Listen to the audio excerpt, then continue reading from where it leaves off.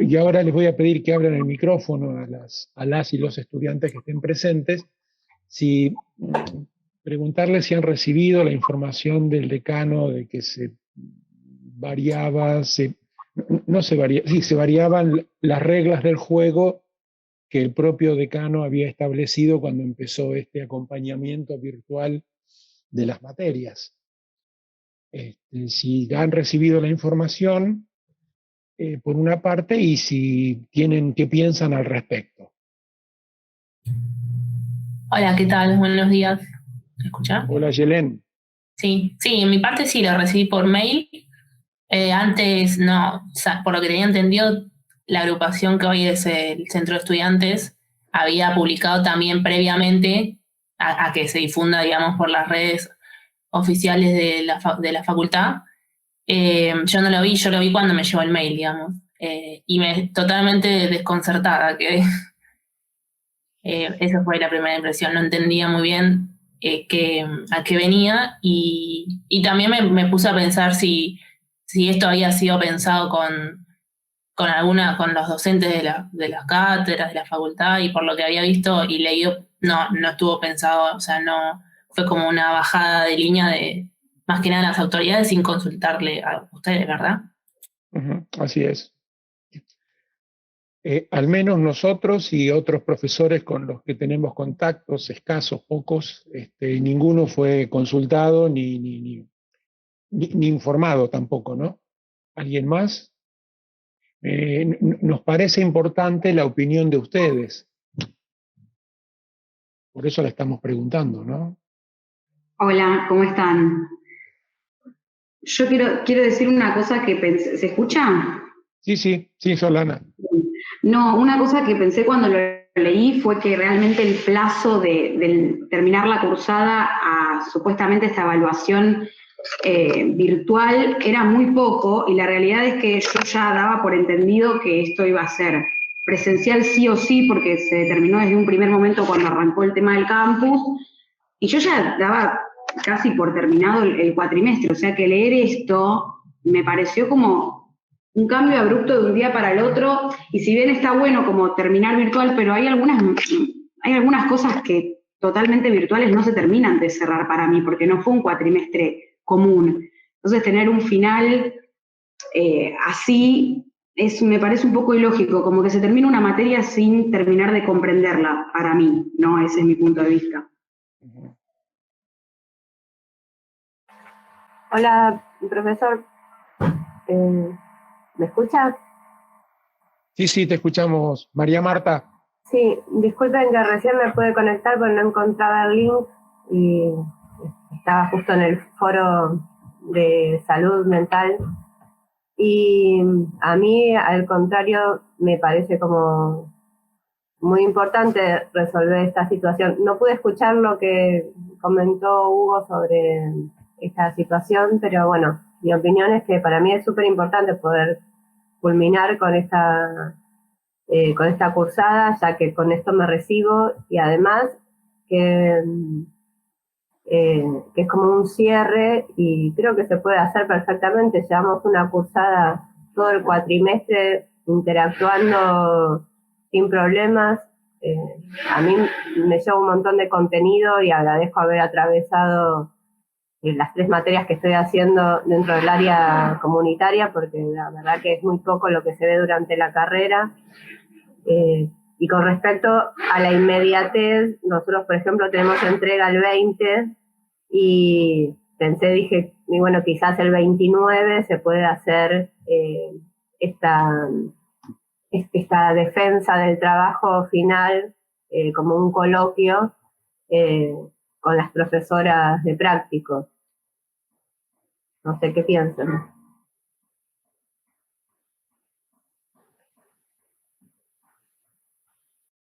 Nosotros nos enteramos ayer, estamos recabando esta información y estamos pensando internamente de qué manera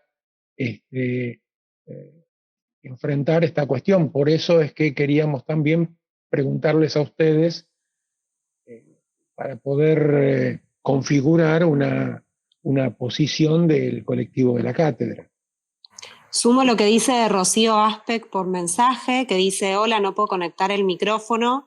Yo me enteré por el EDI también. Me parece desconcertante, como dijo Ayelén, a 3 semanas de cierre de cuatrimestre, y me parece una falta de respeto la forma en la que se toman las decisiones, tanto para los docentes y estudiantes.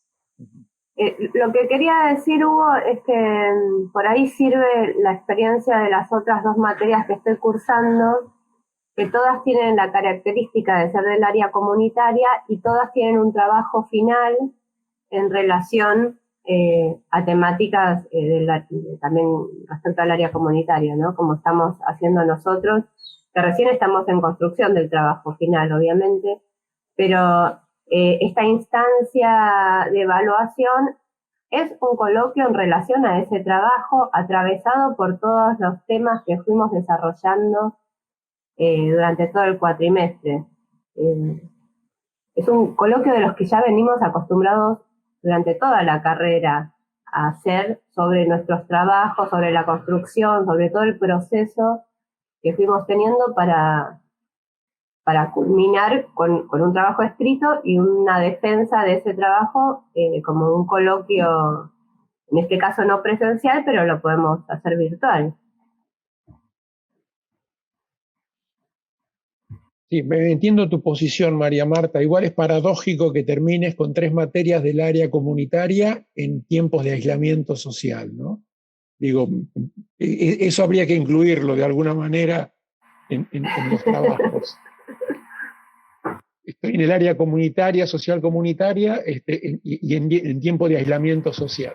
Bueno, pero la participación está, lo han logrado, la verdad con mucho esfuerzo se nota, que sea lo importante de todo es que hayamos todos podido participar y creo que eso se viene logrando con mucho esfuerzo y a duras penas, pero creo que se consiguió. Bien. ¿Qué otra compañera, compañero, por favor? Hola, ¿ahí se escucha? Porque estoy con auriculares, ¿sí? Sí. Nada, yo me enteré también por el EDI, bueno, y después esperando siempre el comunicado oficial de la facultad. Nada, o sea, hablando de esta cátedra en general, puedo decir que es como, dentro al menos de mi experiencia, de las que más me preparó, digamos, para algo así. Pero en rasgos generales es como un sentir que un final, una instancia obligatoria de evaluación, me parece que nos están presionando un poco a memorizar y repetir como loros solamente para llegar, nada, a una nota, porque creo que muchos conocimientos no se están adquiriendo, no se están incorporando. Al menos yo una materia tuve que dejarla porque no hubo forma de que aprenda, de que sí, a ver, en el foro podía participar y demás, pero de ahí a poder incorporar y que eso me sirva para un futuro, no iba y la dejé. Hablando sí de psicopreventiva, creo que estuvo la cátedra bastante a la altura de las circunstancias, pero que como mandarnos así de golpe en 20 días a una instancia evaluatoria teórica, me parece que es un poco tirarnos a la obligación de repetir e incorporar teoría, y creo que bueno, que no sería como lo ideal. Sí, quizás, bueno, un coloquio y demás, pero bueno, estoy como un poco pesimista y como que ninguna opción me parece beneficiosa, digamos, para los alumnos y para el aprendizaje, la verdad. Pero bueno, entendiendo las circunstancias, obvio que algo se tiene que hacer y hay que buscarlo menos peor quizás. Y bueno, nada, respondiendo a esta cátedra, creo que sí estamos un poco más a la altura y un poco más preparados porque fue bastante dinámico, los conocimientos se relacionan un montón, tenemos el trabajo, etcétera. Pero bueno, creo que no estamos preparados para tener que rendir un final teórico obligatorio de forma virtual, menos cuando nos estuvieron machacando la cabeza tantos meses diciendo que iba a ser presencial, que no lo íbamos a tener que dar ahora, y es como que ahora tener que acoplarnos nuevamente a algo sin ninguna consulta, sin ningún previo aviso, nada, tirando un comunicado como siempre. Bueno, nada, estoy como un poco enojada, así que no sé si mi postura es muy positiva y mi opinión, pero bueno, nada, creo que sí, desde esta cátedra algo se podría hacer, pero bueno, igual no estoy como 100% conforme. Sí. Veo a 3 compañeras más, ¿crees, Hugo? No, digo, me parece que compartimos nosotros, yo personalmente comparto el enojo por el modo inconsulto y sobre todo porque, eh, a ver, cito a Pichon Rivière, cuando hablando de el encuadre para el trabajo con grupos, decía, el cambio de encuadre se paga muy caro. Cuando se establecen las reglas del juego, hay que respetarlas hasta que se termine el juego. Cambiar las reglas en la mitad es perjudicial, no es saludable. No conviene hacer esto en ningún tipo de circunstancia. En todo caso, el recontrato se hace para otra etapa. Creo que desde ese punto de vista y tomando como referencia la frase de un maestro como Pichon Rivière, esto es un cambio de encuadre que nos deja a todos mal parados y mal posicionados, porque nadie esperaba esta evaluación virtual, que se enfatizó desde el principio que iba a ser presencial. Creo que nos tiene que mover a una reflexión no solo de lo que está haciendo la universidad, no solo lo que está haciendo nuestra facultad, sino también la universidad, en términos de cambiar las consignas que se habían establecido y en contra de reglamentaciones de la propia universidad que dicen que la acreditación de una materia tiene que ser presencial. Hay otras compañeras que sí, que habla Steffi, dime. Sí, leo que agregaron acá. Antonella Buffone dice, bueno, también que en la computadora que están hablando al micrófono, que coincide con Solana, me impactó el hecho de que falten 2 semanas para que termine el cuatrimestre. No me parece mal que uno pueda elegir si rendir ahora o cuando se pueda volver a la presencialidad, pero agregar una evaluación más faltando poco me impactó. Estefanía Delfino dice también que no puede conectar el micrófono. Y dice, pienso igual que Anto, que nos pudieron dar la posibilidad de elegir o no si hacerlo de esa forma. Y por otro lado también pienso que lo comunicaron tarde, casi terminando el cuatrimestre. Pensaba que tal vez el examen podría ser hablar sobre el trabajo que ahora estamos haciendo en grupo, coincidiendo tal vez un poco con una de las chicas que había tomado la palabra al inicio.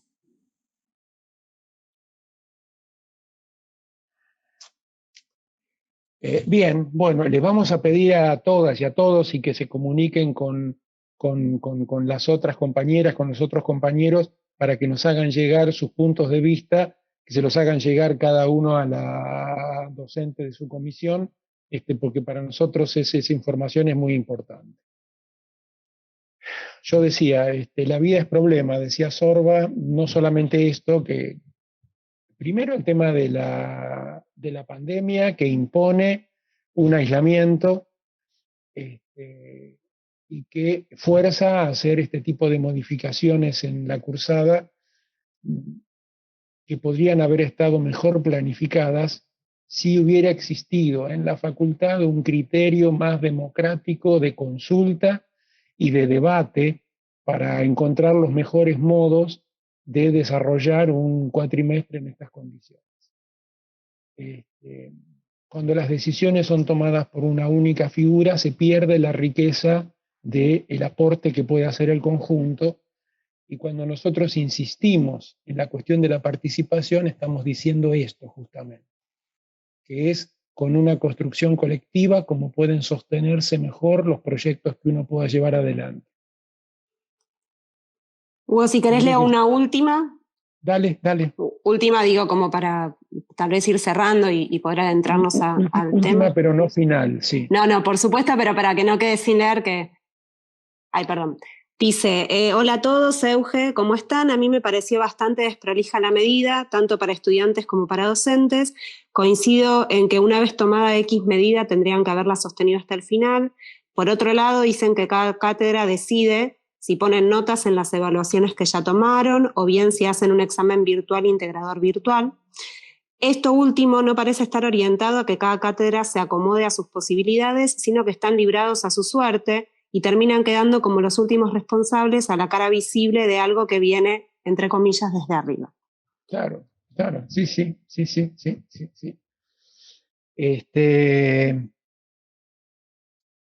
Yo creo que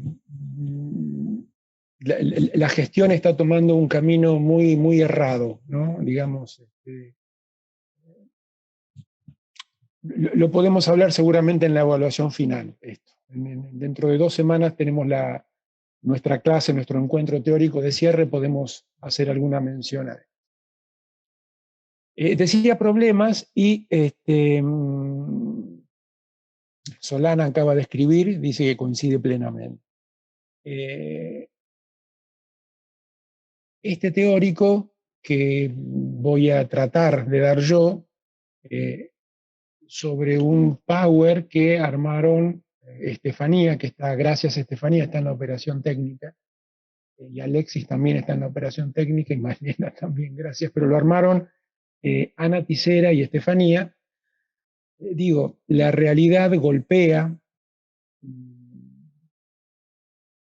la realidad está, el COVID se hizo presente en el dispositivo de alojamiento de residencia, donde Ana Tisera es la jefa. Ella preparó este power y va a dar el teórico y está en reposo esperando ser hisopada para confirmar si tiene coronavirus o no. Digo, porque la clase, ¿podés poner la primera filmina, Estefanía? Es Sí. Salud mental, COVID-19 y prevención. Y el COVID-19 está presente, digo, en la imposibilidad de Ana de venir a dar este teórico, y está presente en aquellas situaciones que, tal como se preveía, en las situaciones donde hay población cohabitando, en los lugares de encierro,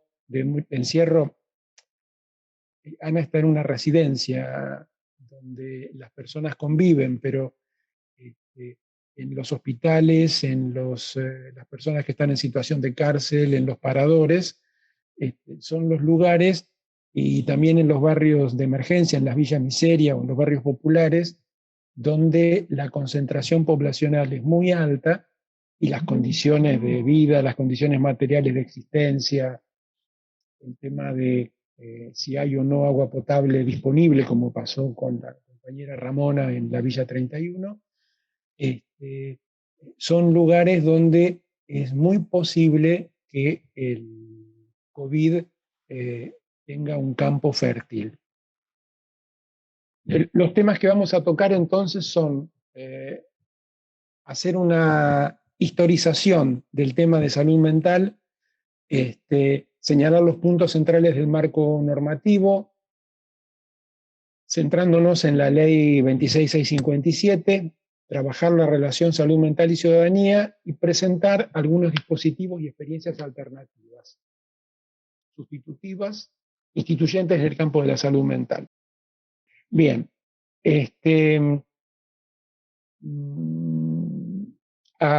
con el fin de la Segunda Guerra Mundial se da un proceso, la derrota del fascismo a nivel mundial, genera una intenso conmoción democrática en todo el mundo, una expansión democrática, comienza o se profundiza la descolonización en Asia y África, con movilizaciones sociales, obreras y campesinas en todo el mundo. Esto lo habíamos visto al principio en relación con el último momento de la epidemiología, como los sanitaristas y epidemiólogos ligados a movimientos sociales y campesinos y obreros en América Latina habían hecho un viraje en la explicación del proceso salud, enfermedad, atención, cuidado.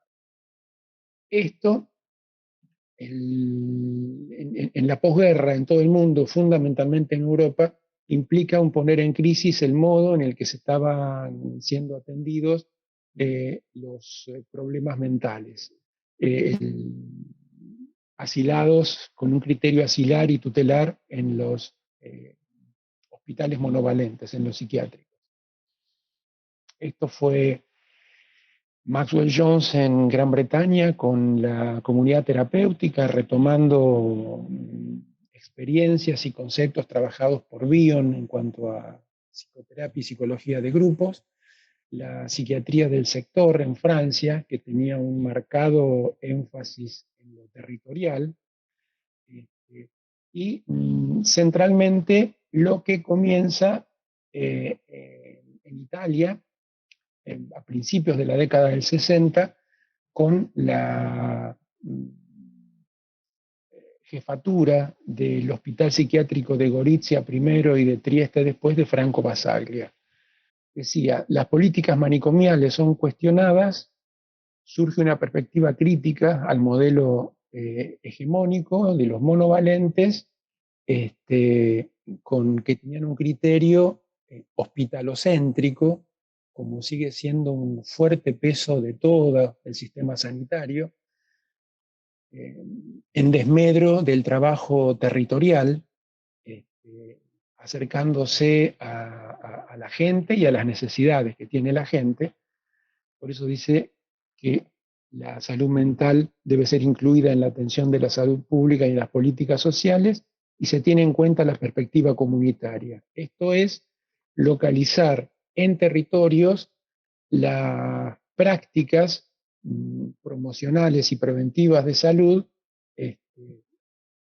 no dejando como único modo de trabajo en salud mental la asistencia en el edificio hospitalario. Franco Basaglia era estudiante de medicina, en el año 44 estaba integrado como estudiante al movimiento clandestino antifascista en Italia.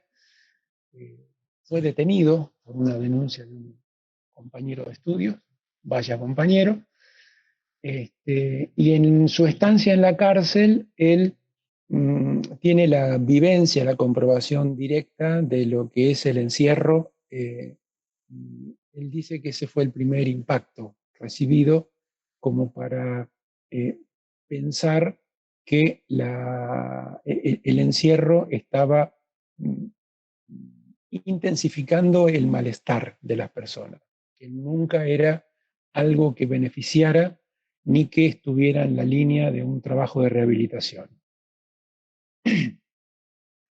Él, cuando llega a Gorizia, hace un discurso que yo lo voy a parafrasear ahora, donde le dijo a los trabajadores del hospital psiquiátrico, los internos cuando llegan acá dejan de ser personas y pasan a ser cosas, y nosotros tenemos que recordar que ellos son personas. Y nosotros tenemos que olvidarnos que somos psiquiátricos y recordar que somos personas también. Ese fue el inicio de su jefatura en Gorizia. La consigna que desarrollaba él era esta, ¿no? La libertad es terapéutica. En Trieste, que había un hospital psiquiátrico muy importante, Trieste está en el norte, en el extremo del mar Adriático, en una zona entre Eslovenia e Italia, y tenía tenía mucha población el hospital. Lo que hizo Basaglia fue integrar una cantidad de trabajadores de la salud, profesionales en general, intelectuales, artistas, políticos, en lo que se llamó psiquiatría democrática, el movimiento. Ligado a movilizaciones sociales, recuerden que cuando hablamos de trabajo hablamos del modelo obrero italiano, que es de principios de la década del 70, también acompañando movilizaciones y luchas sindicales, se pudo desarrollar un modelo de enfrentar la relación salud-trabajo desde otra perspectiva, donde los trabajadores se podían agenciar y apropiar del tema de la salud. Digo, pinto esto como un momento histórico donde la cuestión, acá la libertad es terapéutica, ya era no delegamos la salud, sino que la tomamos en nuestras manos, formó parte de un momento donde se ganaban libertades democráticas y se pudo sancionar la ley 180, que cerraba todos los manicomios en Italia e impedía la apertura de otros. ¿Por qué digo citamos lo de psiquiatría democrática? Porque sostener un proceso de reforma donde se pudiese ganar en términos de libertades, en términos de democracia, en términos de reconocimiento de los derechos, que este es un cambio que se empieza a girar en la psiquiatría, digamos, de un paradigma tutelar, donde los internos en los hospitales psiquiátricos perdían todos los derechos, dejaban de ser ciudadanos, a esto, que está basado en los derechos, las personas puede ser que tengan un problema de salud, pero eso no implica perder los derechos. Necesitan, para poder ser sostenidos, apoyarse en movimientos sociales más amplios que los sostengan. Esto vale, creo, me parece importante consignarlo, porque cuando veamos la 26657, también tendremos que pensar cuáles son, si existen, los sectores sociales que pueden comprometerse en la implementación verdadera, plena, no formal, sino plena, verdadera, de la ley de salud mental. Es necesario que haya una ley que dé ese marco, pero es necesario que esa ley se haga realidad. Ese es un otro paso. En Italia se pudo hacer por la confluencia de muchas fuerzas sociales en esta idea de cambiar el modo de asistir los problemas del padecimiento mental. Se establecen servicios territoriales, la abolición del tutelaje y del estatus de peligrosidad social.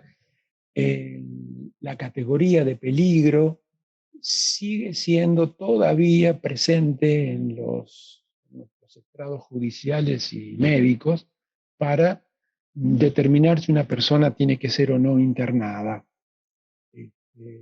Es lo que definía las internaciones en hospitales psiquiátricos hasta el 2010. Bien.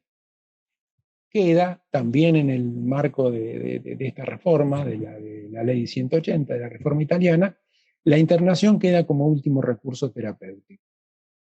No es que desaparece, la internación es un recurso terapéutico, pero no es el primero.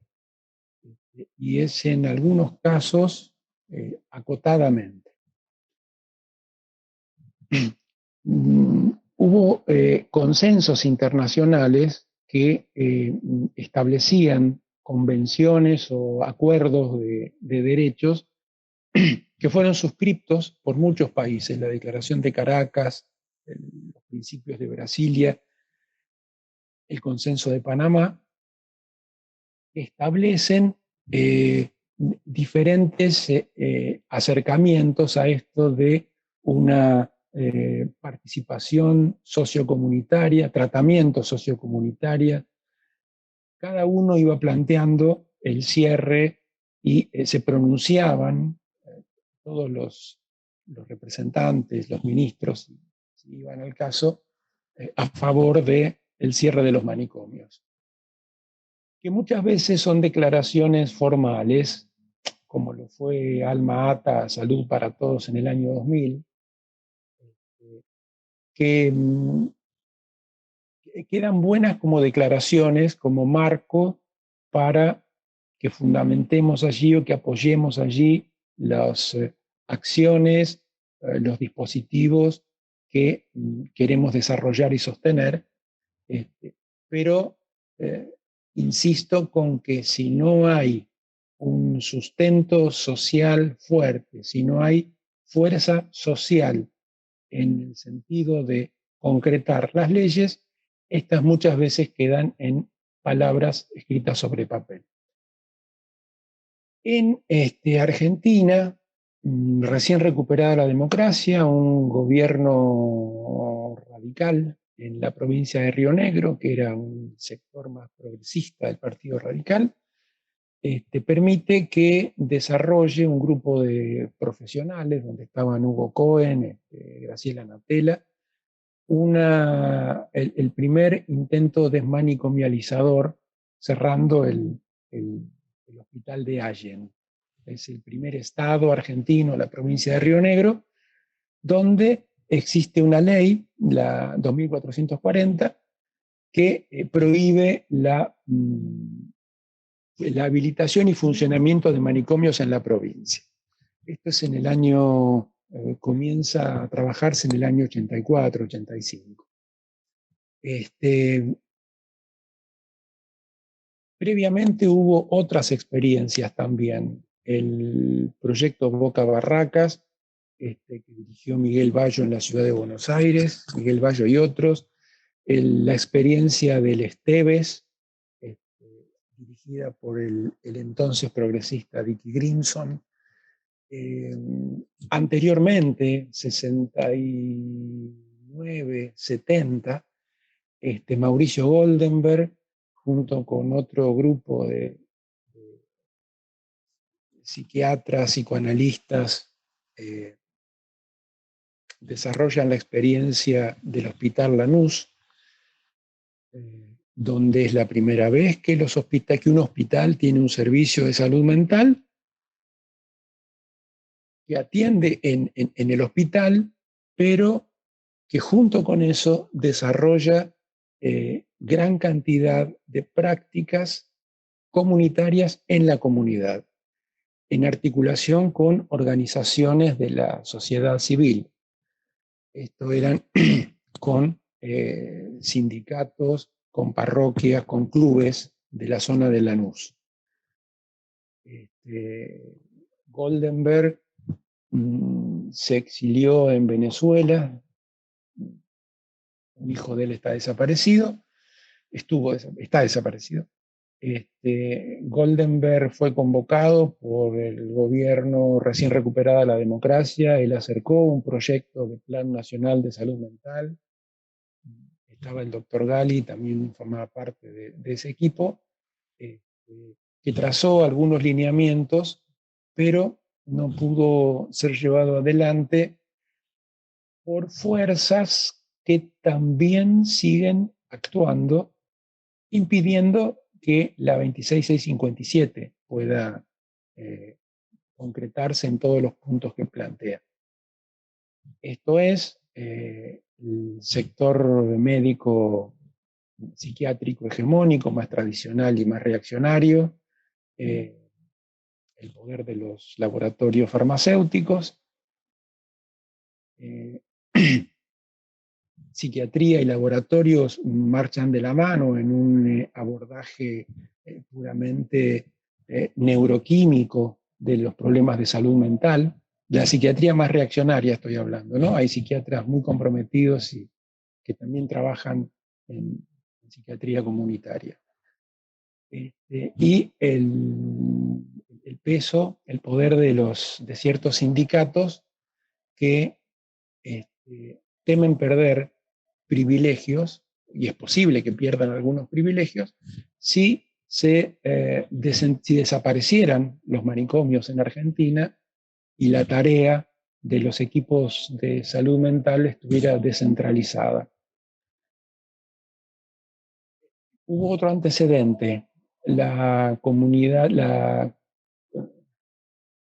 Federación, por estas grietas extrañas que a veces ofrece nuestro país, en los galpones de un predio del ejército que había quedado abandonado, se decide desagotar el Borda y el Moyano, que estaban saturados. Esto es en la década del 60, en la dictadura de Onganía. Un coronel que había quedado, los familiares de él estuvieron ligados al campo ese militar o eran terratenientes de la zona, y que tenía cierta culpa y querían enmendarlo utilizando esos terrenos. Esta es la explicación que nos daba el negro Raúl Camino cuando explicaba, porque él fue el psiquiatra puesto a cargo de la colonia de Federación. Estoy dudando otra vez si era Federación o Federal. Si alguien No, tiene... Federación. Federación, y quería agregar una cosita, un paréntesis, que esto que estás compartiendo, hay un documental que se llama Comunidad de Locos, que es un documental que trae estas experiencias, que está bueno para quien le interese verlo. Sí, está, gracias, Steffi. Sí, porque me parece que se recogen experiencias que quedaron aisladas y que se pierden en la memoria. Y tenemos nosotros también una rica tradición en experiencias que intentaron otros abordajes y otros modos de atención de la salud mental. Yo no lo había comentado, Maxwell Jones fue uno de los que, en uno de los que se inspiró Franco Basaglia. Maxwell Jones es el que creó la comunidad terapéutica, cuyo eje de funcionamiento en la comunidad terapéutica era la asamblea. Pero una asamblea entendida como una asamblea verdaderamente democrática, es decir, se discuten en esa asamblea todos los temas del funcionamiento de la comunidad, desde el tema del alojamiento, la limpieza, los baños, la comida, los tratamientos, la medicación y las externaciones. Digo, el proceso de trabajo, de rehabilitación y de elaboración de los problemas era asumido por el conjunto de las personas que estaban allí, en un pie de igualdad. Esto viene a cuento de lo que fue la colonia de Federación, que funcionaba con un sistema de asamblea terapéutica.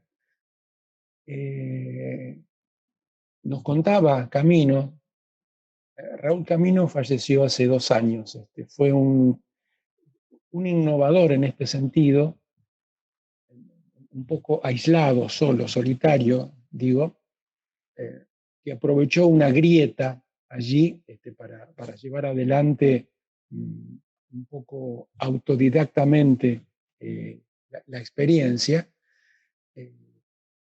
Él contaba que los pacientes discutían si a alguien se le aumentaba o se le bajaba la medicación. Y si alguien se ponía un poco denso o intenso porque quería irse, eran los propios compañeros quienes le decían, mira, vos todavía no podés, estás todavía con ideas muy raras, todavía estás escuchando voces o viendo cosas, qué sé yo, donde el poder de la paridad del otro no era una autoridad médica quien le hacía reflexionar sobre su estado, sino generaba un efecto de contención que tenía un factor muy beneficioso en el trabajo. Él contaba como un dato de color que la asamblea se hacía en el patio entre 2 de estos pabellones gigantescos y que nunca tomaba la forma circular la asamblea, siempre se ponían como en cuadro, ¿no?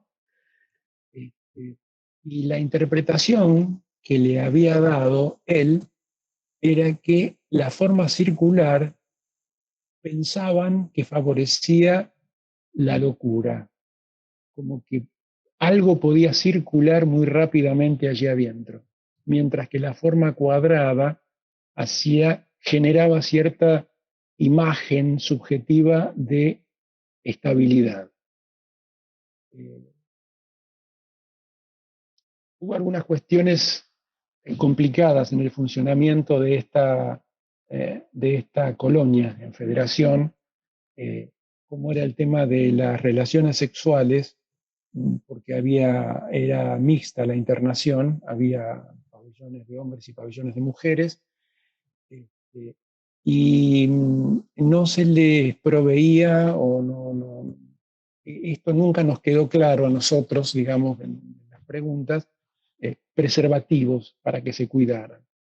Entonces hubo algunos embarazos que complicaron algunas situaciones. Digo, para contar también, como todas las experiencias, tienen puntos que no se pudieron anudar del todo. Esto está tomado de una filmina que expuso Graciela Natela, fue compañera de Hugo Cohen en el proceso de la reforma en Río Negro.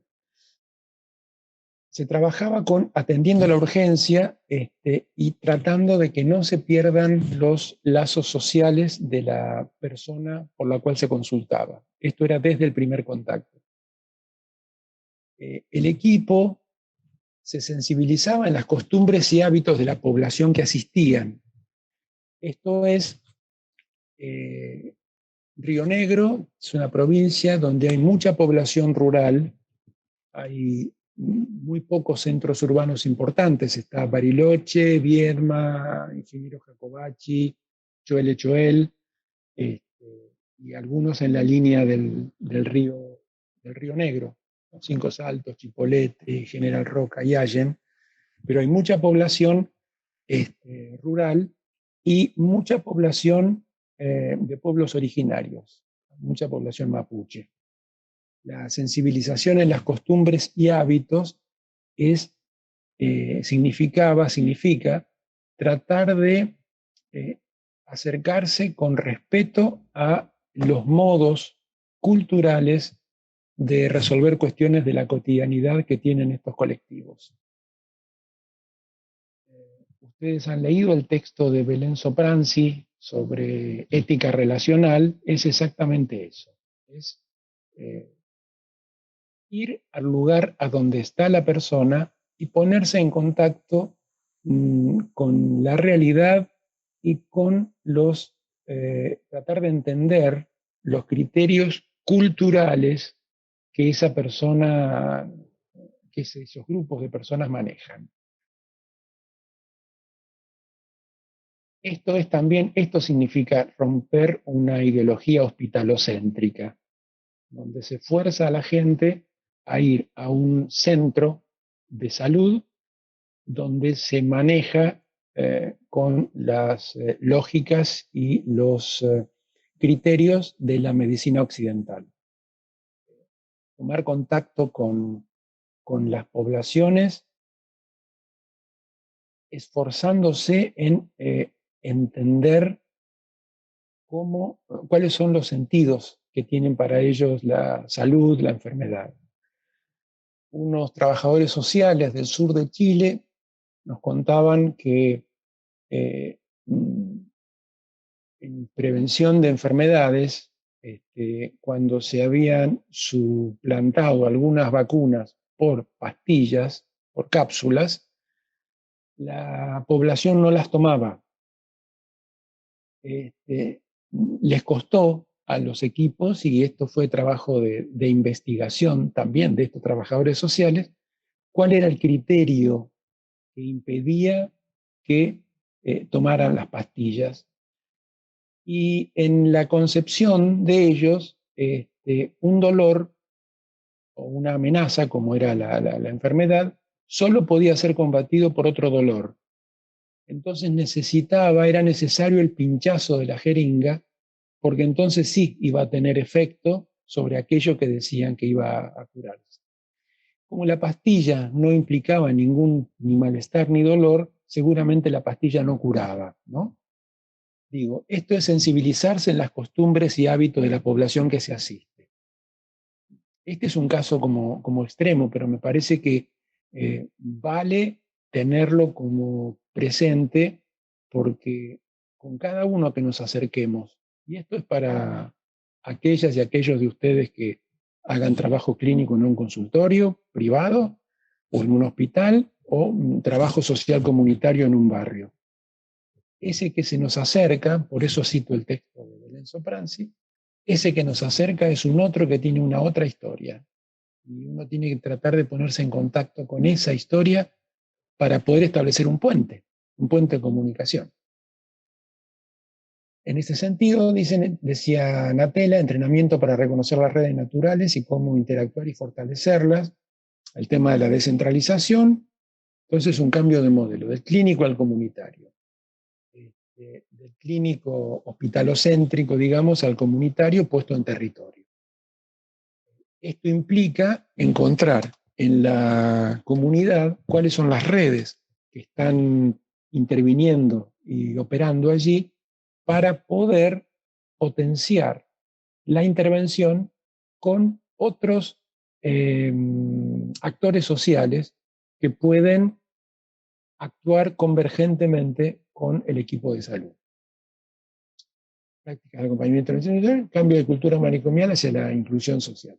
En Río Negro tuvimos nosotros una práctica, salud mental y desmanicomialización, se inició allí, fue ideada esta por una compañera, Asunción Suárez, que estuvo en la cátedra muchos años, aportó muchísimo, lamentablemente falleció ella, y ella gestionó la realización de una pasantía.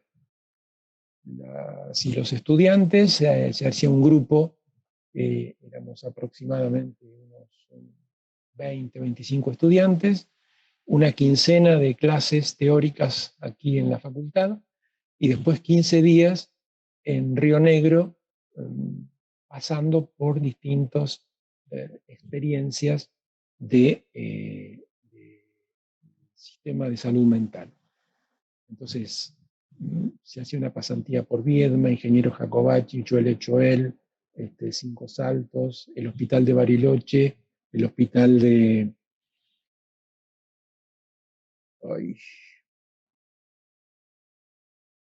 del Bolsón.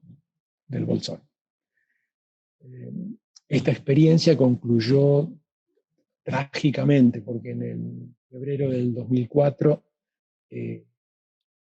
un modo de trabajo es con patrullas. Justamente porque hay población rural muy desperdigada por la provincia, la patrulla se conforma con un enfermero, una psicóloga, trabajadora social y médico si está disponible, y recorren el territorio en los lugares donde hay alguna situación que lo amerita, y hacen estos controles periódicos que depende de las posibilidades de traslado y de la gravedad de lo que tienen que atender, eran mensuales. En una de estas patrullas iba una compañera estudiante, Mariana Zubilar, y en la ruta 22, que es la ruta que sale del Alto Valle y que llega a Bahía Blanca, que en verano hay camiones cargados de fruta volando hacia el puerto, el auto fue embestido por un camión y murieron todos, incluida Mariana. Esto hizo que nuestra pasantía se cerrara y que se hiciera ahora en la ciudad de Buenos Aires, ¿no? La práctica salud mental y desmanicomialización, que la coordina, la dirige Ana Ticera, la que estaría dando este teórico, es la continuidad de esta experiencia que hicimos desde la facultad en Río Negro para ver en territorio cómo estaba funcionando. Bien. En la ciudad de Buenos Aires, en el 2000, se sanciona la ley 440, que es una ley avanzada, digamos, en términos de los derechos que plantea, el tema de cerrar los monovalentes, abrir cantidad de dispositivos, talleres, hospitales de día, hospitales de noche, casas de residencia, casas de medio camino, integración en distintos tipos de actividades sociales y comunitarias, y también pensar situaciones de empresas porque una dificultad tremenda para que las personas puedan dejar las internaciones es que puedan encontrar un lugar de inserción que les permita tener un ingreso. En general, son personas con redes sociales muy, muy, muy limitadas o inexistentes en algunos casos, y el trabajo, como un gran organizador, podría permitirles no solo una interacción social necesaria, sino además un ingreso para que puedan vivir. Bien, en el año 2000 se sanciona la ley, una ley que se gestó desde algunos sectores más progresistas de la profesión. En los primeros años de este siglo, Leonardo Gorbach vino a la facultad, hicimos una actividad con la cátedra de ética en conjunto, donde él habló de lo que se estaba gestando mucho antes de la sanción, y estuvo incluida como tal, como parte de nuestro programa, desde el momento de la sanción. Pero cito esto porque desde antes de ser sancionada, el tema de salud mental, desinstitucionalización y desmanicomialización está presente en el programa de la materia prácticamente desde el inicio. Desde el 85 está presente el tema de salud mental y desmanicomialización. En el 86 se hizo una reunión internacional en Buenos Aires. Allí estuvo Graciela Saldúa. Yo no estaba en la cátedra, pero recuerdo haberla encontrado. Bueno, había monstruos como Guattari, Castel, vinieron al centro, a lo que era en aquel momento el Centro Cultural San Martín. 1.500, 2.000 personas participaban de las reuniones de ese congreso de la Red de Alternativas a la Psiquiatría, así se llamaba. Yo creo que había venido Franca Rotelli de Trieste, me parece. No lo tengo claro eso. Bien, Ley de Salud Mental y Adicciones. Acá cabe una pregunta para quienes estén presentes hoy en esta clase. ¿En qué otras materias se estudia, se lee, se hace referencia al texto de la ley? ¿Han hecho ustedes alguna lectura de la ley en otras materias? En salud, más que nada. En salud mental y salud pública, me parece. Si no me mal acuerdo. Ajá. ¿Solo en esa? En ética puede ser que también. En ética, salud y jurídica. Ajá, en ética, perfecto. Ok. Estaría bueno que también, como es una ley que rige el abordaje de la salud mental, no se la considere solamente para el abordaje de la salud mental en el sistema público, sino que sea para el abordaje de la salud mental. Quiero decir que las cátedras de clínica o de psicopatología también hagan una referencia y se pongan a leerla. No solo se pongan a leerla, sino que se puedan revisar algunos de los textos o algunas de las cuestiones clínicas que se ven en esas cátedras a la luz de la ley de salud mental. Digo, porque si no parece que la única ley que existiera fuese la ley del padre, y que en realidad tenemos una cantidad de leyes que nos configuran y nos permiten ciertos desarrollos como ciudadanos o en tanto ciudadanos, y que me parece necesario poder articularlas con las prácticas, con todas las prácticas del campo psi. Bien, si la han leído, entonces hago un repaso muy por encima, pero creo que es un texto, el librito o el texto de la ley es un texto de referencia, ¿sí? Está basada en derechos. Toma aborda el padecimiento mental desde el paradigma de derechos. Esto es, cancela el anterior paradigma de tutelaje que implicaba la pérdida de todos los derechos, incluso de la identidad de las personas que entraban a los hospicios. El padecimiento mental no es considerado de ahí en adelante un estado inmodificable. Ayer estábamos discutiendo y solemos decir como una cuestión muy rápida, una estructura de personalidad, ¿no? Como una frase en la cual no paramos mientes, no reflexionamos. Alguien dijo, ¿por qué habría que decir posición en todo caso de personalidad, más que estructura? Porque una estructura define algo sólido, rígido, estable y permanente. En cambio, una posición es algo que puede ser variado. Creo que cuando la ley dice que el padecimiento mental no sea considerado un estado inmodificable, tendríamos que poner en cuestión esta idea de estructura, ¿no? Por lo menos ponerla en cuestión y hacernos preguntas al respecto. Se modifica el criterio de internación, que antes era la peligrosidad, para una situación de riesgo cierto e inminente. Esto deja un margen de cierta ambigüedad, ¿no? Porque lo que plantea es es medio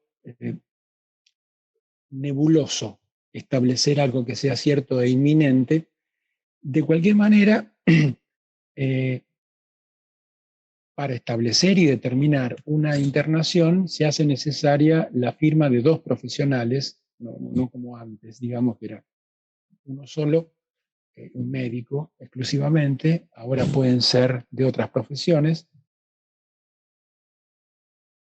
La internación no está abolida, sino que es el último recurso, como un recurso excepcional, y por periodos acotados. Hay que dar información a la justicia, se debe dar información a la justicia cuando una persona entra a una clínica psiquiátrica o a un hospital psiquiátrico.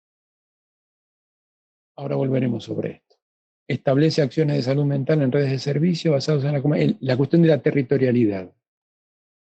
Propone crear dispositivos intermedios sustitutivos y de atención, promueve el trabajo interdisciplinario e intersectorial,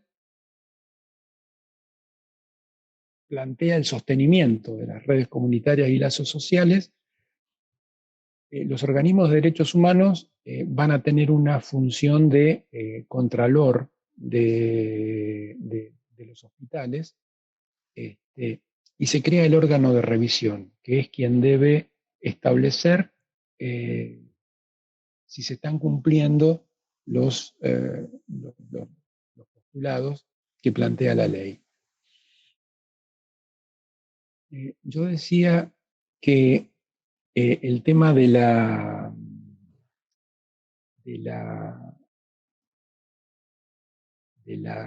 ley establece una cantidad de dispositivos intermedios y sustitutivos de atención, implicaría que se hubiesen destinado una cantidad de recursos económicos para hacerlos efectivos. Y esto no sucedió. Volvemos a lo de la 180. Es necesario para que una ley sea realidad que haya recursos que permitan sostener todo lo que ella enuncia. Y acá los recursos están, en tanto el costo que tiene de mantenimiento del Hospital Borda y del Hospital Moyano son enormes. Digo, ese dinero se podría destinar para financiar los otros dispositivos. El tema es la oposición de sectores reaccionarios del campo de la psiquiatría o del campo del sindicalismo, también dije antes de los laboratorios, que se oponen y hasta ahora se están oponiendo con todo éxito a que esto sea implementado. La ley, arriba dice 26.657-2020, la ley fue sancionada en el 2010, en el 2010. Ana puso 2020 porque este año, que se cumplen los 10 años de sanción de la ley, deberían estar cerrados o cerrándose todos los manicomios, todos los hospitales monovalentes. Esto es el Borde del Moyano y el Tobar García acá, la Colonia Montes de Oca en la provincia de Buenos Aires, Colonia Oliveto en Córdoba y otros más en otras provincias. Y esto está muy lejos de suceder. También es una interpelación a nosotros, digo, al movimiento antimanicomial, al movimiento desinstitucionalizador y desmanicomializador, para ver cuáles son las alianzas que podemos generar que permitan ejercer una presión en esta dirección, ¿sí? Para consolidar las prácticas de desmanicomialización, externación e inclusión, es necesaria una intervención que apele a otros actores sociales, ¿no? Diversidad de saberes y actores sociales. Entonces, Ana cita a Sarraceno cuando dice que el proceso de rehabilitación se lleva a cabo en 3 ejes: hábitat, bazar y trabajo, como los 3 espacios en los cuales circula la vida de la persona, ¿no?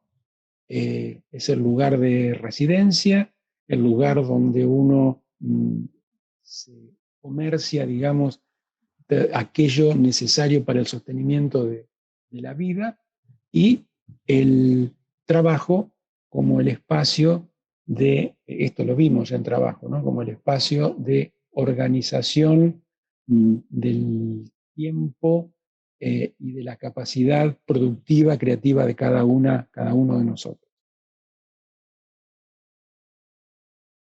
El trabajo, la intervención a través del arte ha sido siempre uno de los más fuertes puntos innovadores en la asistencia a personas con padecimiento mental. La Radio La Colifata y el Frente de Artistas del Borda son 2 expresiones que surgieron dentro del hospital. El Frente de Artistas del Borda, creado por Alberto Saba y Mónica Redondo, en el que hay una multitud de talleres y no sé si podés explicar, contar algún poquito más de cómo funciona este.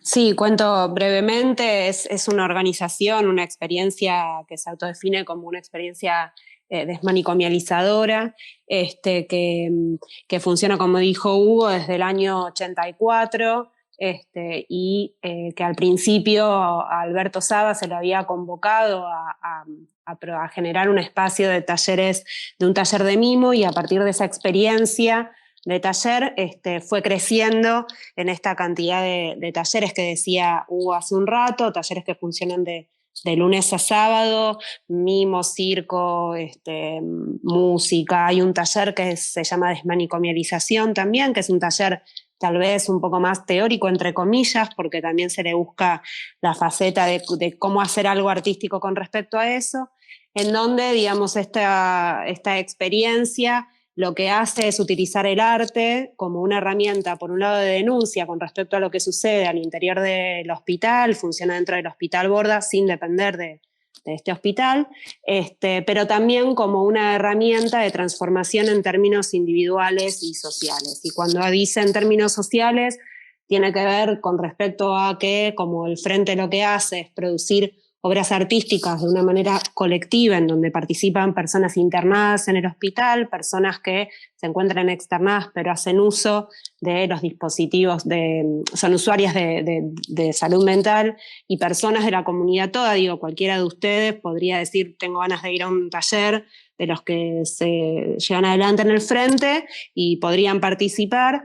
Y en esos intercambios que se van realizando en el adentro y afuera, podríamos pensar, se construye esta obra colectiva que sale la obra y salen las personas con esa obra, en donde en esa forma de participación hay una transformación también por parte de las personas que están asistiendo con respecto al lugar que ocupan, ¿no? Un poco en la línea de lo que decía Hugo hace un rato, de poder pensar en personas que están en un rol activo, ¿no? Digamos,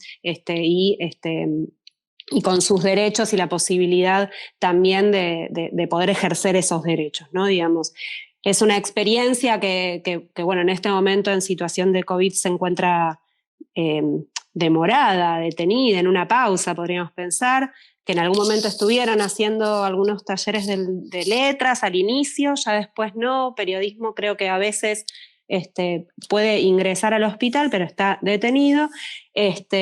Pero bueno, es una experiencia que trabaja, bueno, con esto, ¿no? Con el arte como una herramienta fuerte para poder pensar con respecto a el imaginario social que hay de la locura también, pero también fuertemente con respecto a este lugar activo por parte de las personas que asisten. Entonces, por eso también se la considera como una experiencia desmanicomializadora y que tiene en sus bases cuestiones vinculadas a los derechos de las personas.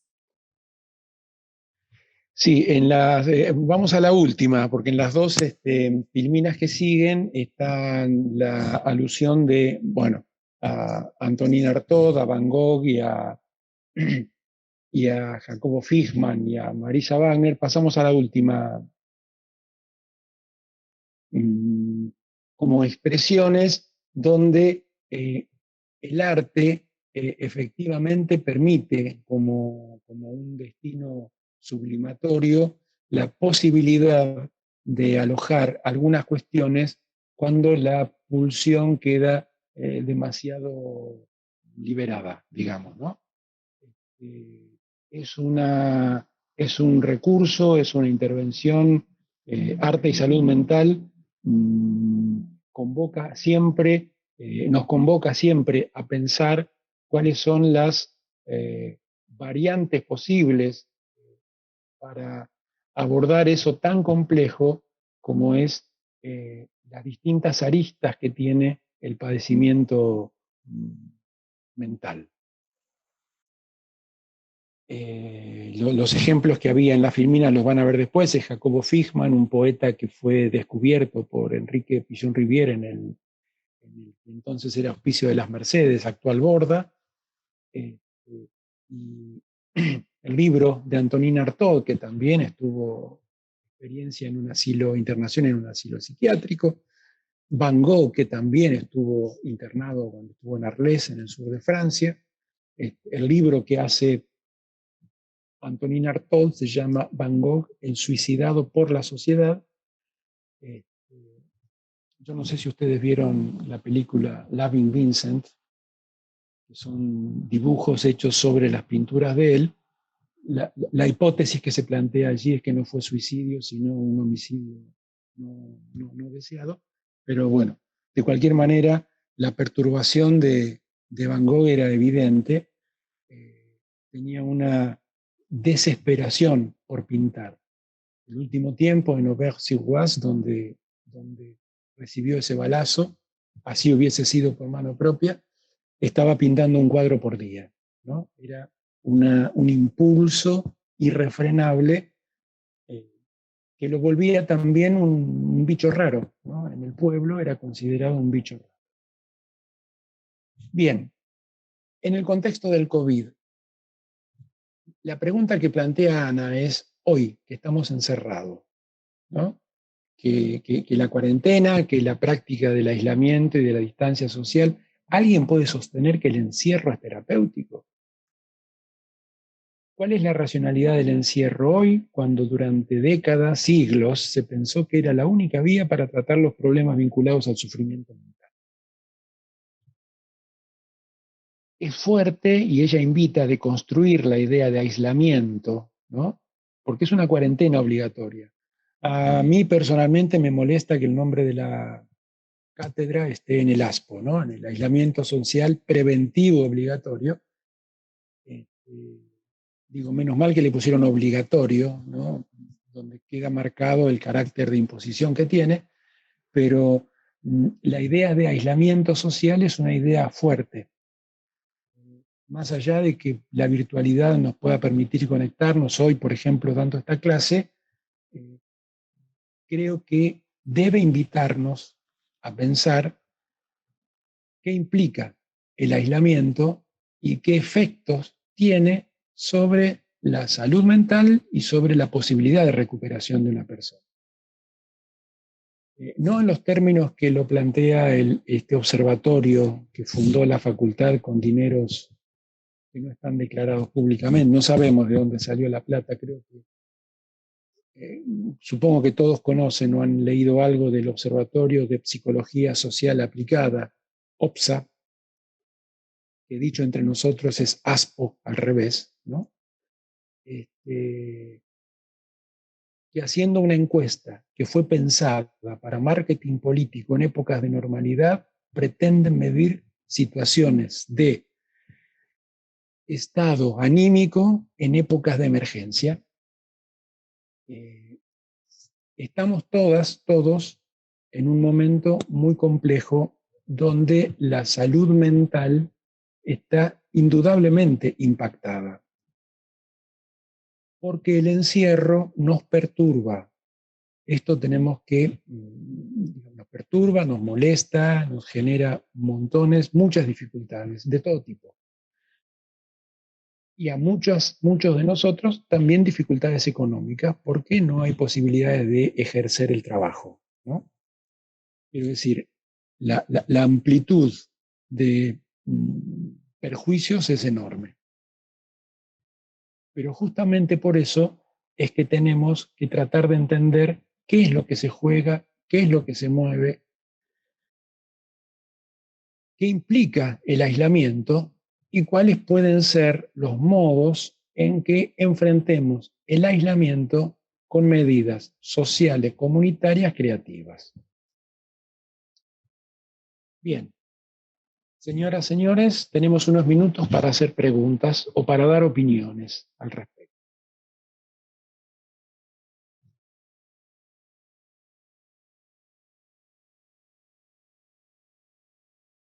Hola, ¿te escuchás? Sí, hola, te escuchamos. No, quería decir que ¿Podés acercar el micrófono a tu boca, Iván? Sí, ahí. Sí. ¿Ahí se escucha mejor? No, quería decir que de todo lo malo que hizo la pandemia y la cuarentena, hizo algo bastante solidario, que es hacernos pensar cómo todos nos podíamos sentir en aislamiento y realmente solidarios con las personas en estado de manicomialización, porque hay mucha gente que ni siquiera se pone a pensar en las personas que están cerradas y sin poder contactar con familiares siquiera, y ahora todos estamos pensando en eso, como para algo para sacar de bueno, poner entre comillas, sobre la pandemia. Sí. ¿Puedo decir algo? Sí, claro. Dos cosas. Quería mencionar lo de la colifata, que están como recolectando radios y celulares, que quizás alguno tiene algún celular viejo que no usa, que estaría bueno poder acercárselos, porque ellos a través de la radio siguen haciendo el programa, pero necesitan que los internos tengan radios para escuchar y celulares para poder comunicarse, como un modo todavía de traspaso de estos muros que siguen vigentes y siguen con una distancia social que los aísla y los pone en situación todavía con restricciones a sus derechos, por más leyes que haya. Y bueno, creo que es también responsabilidad de todos como ciudadanos colaborar que esos muros se achiquen cada vez más. Y quería decir otra cosa, pero me olvidé que era de lo que dijo el compañero recién. María Marta, deja después el link o cómo alguien puede comunicarse con la colifata, ¿sí? Para Dale. esto que está diciendo. Dale. Bárbaro. Sumo una cosa a esto que acaba de decir la compañera, de que ustedes tenían para este módulo trabajar justamente con uno de los dispositivos para pensar a la radio La Colifata, y esto que trae la compañera es importante porque dentro de los derechos, uno de los derechos tiene que ver con el derecho a la comunicación, y en esta línea justamente el dispositivo de La Colifata, que como muy bien mencionaba la compañera, sigue trabajando. Una de las cosas que han hecho en esta línea del derecho a la comunicación tuvo que ver con poder dejar la antena que se encuentra, que es de La Colifata dentro del hospital, abrirla para que las personas que se encuentran en situación de internación pudieran comunicarse, no solo en relación a lo que tiene que ver con la radio, sino que lo pudieran tener como un medio posible de comunicación con los familiares o las personas que fueran dentro de sus redes sociales más próximas, digamos, importantes, de seguir manteniendo esto de la vincularidad, ¿no? Digamos, y no estar aisladas, que no es menor, porque justamente en este momento se recrudecen muchas de las situaciones que están más emparentadas, digamos, con las lógicas manicomiales, ¿no? Y me parece que esta experiencia, por ejemplo, habla un poco de esa posibilidad de resistir en términos de poder hacer entre esas grietas para no volver para atrás, sino, bueno, seguir sosteniendo esta línea que hablábamos con respecto a los derechos. Rocío dice, se vuelve difícil la distancia y el entendimiento. Conoce una persona que está internada y que esta situación lo desanima, ya que si bien existe una comunicación frecuente, es frecuente la pregunta si se va a quedar ahí para siempre. Sí. Ustedes saben que, bueno, épocas de cuarentena, la gente, los restaurantes, los bares están cerrados, la gente no está en las calles. Los perros de las calles, que normalmente comen de la basura, solían entrar al borda y se constituyeron como en jauría, ¿no? Pero entran y salen estos perros. Atacaron hace poco a un interno que por las heridas terminó falleciendo, hace cosa de un mes más o menos. Zoonosis del gobierno de la ciudad de Buenos Aires, el mismo gobierno que hace 7 años, en el 2013, entró con tropas de ocupación, más o menos, a balazos de goma y gases para ocupar el hospital, y por el repudio social que hubo tuvo que retirarse. Zoonosis de este gobierno entró, por supuesto que no encontró a aquellos perros que habían entrado y salido, pero levantó todos los perritos que los internos atienden, crían como propios, cuidan, y que son una compañía enorme, una compañía afectiva, emocional enorme, que eran, digamos, porque se los llevaron a todos. El relato que nos había hecho Ana de esta situación es que ella encuentra a un paciente y le pregunta, uy, ¿su perrito? No, él está en otro hospital, dijo. Fue desgarrador para ella el modo en el cual este paciente había perdido su compañerito, su mascota, ¿no? Digo, la lógica de la burocracia muchas veces no atiende la singularidad de lo que está pasando y impone una medida en esta lógica que decía recién Steffi, una lógica manicomial donde se dispuso que no tiene que haber canes en el hospital, entonces levantaron a todos los canes. Cuando una parte, seguramente una parte de la vida emocional de estos pacientes internados se realizaba o se desarrollaba en torno a la relación con la mascota, ¿no? Digo, lo que hizo Zoonosis es un pensamiento típico manicomial. Pero insisto con algo, el manicomio no es solamente el edificio, ¿eh? El manicomio también está en estructuras mentales, el manicomio está en la mostración de pacientes, que algunas cátedras de la facultad todavía realiza, el manicomio está en el no considerar la singularidad del otro, el manicomio lo podemos llevar puesto cada uno de nosotros, cada una de nosotras. Sí, a eso quería agregar esto, ¿no? De que un proceso desmanicomializador es fundamental justamente desarmar el manicomio en términos de situaciones manicomiales que van más allá, con esto que decías recién, Hugo, que va más allá de acortar los tiempos de internación, ¿no? Digamos que eso en tal caso es un aspecto, ¿no? Digamos, una cuestión que es necesaria, pero que no es lo único, y en esto de pensar con respecto a una ética de la salud que sea desde una perspectiva integral, en donde participen distintos actores sociales, ¿no? Digamos, del campo de la salud y otros actores sociales, no es solo eso, sino también los manicomios que tenemos nosotros dentro nuestro en las formas de pensar también, ¿no? Digamos, que me parece que es importante, porque si no, no se sostiene tampoco otro paradigma de la salud mental desde esta perspectiva comunitaria de derechos humanos. Si no somos todos y todas los que sostenemos eso, es muy aparte, por supuesto, el rol fundamental del Estado con sus políticas públicas y sociales. Digo, si nosotros no estamos también, no generamos también nosotros procesos de deconstrucción con respecto a esto, es muy difícil poder sostenerlo también. Bueno, compañeras, compañeros, nos vemos la semana próxima. El tema va a ser niñez. Les pido que aquellos que no pudieron expresar la opinión sobre esta modificación de la evaluación en el cuatrimestre, se lo acerquen, la idea que tengan, la opinión que tengan, a los docentes, a las docentes, y les pidan a los compañeras, compañeros que no están presentes hoy, que también nos hagan llegar sus opiniones, ¿sí? Son importantes para nosotros.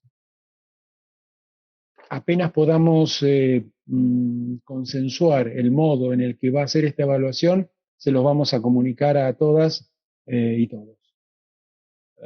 Hasta la próxima, gracias por estar allí.